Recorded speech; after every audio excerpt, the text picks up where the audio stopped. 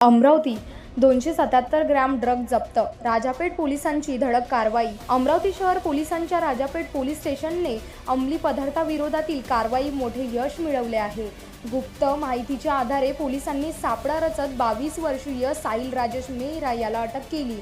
आरोपींकडून तब्बल 277 gram MD अर्थात mephedrone drugs जप्त करण्यात आले।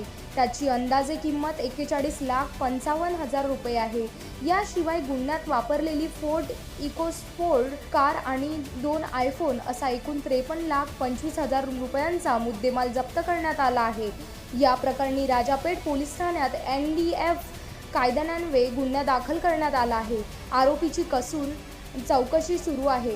पोलीस आयुक्तांच्या मार्गदर्शनाखाली वरिष्ठ पोलीस निरीक्षक संदीप चव्हाण आणि त्यांच्या पथकाने ही कारवाई केली। शहरात अंमली पदार्थाचा तस्करी विरोधात पोलिसांनी उचललेले हे मोठे पाऊल मानले जात आहे।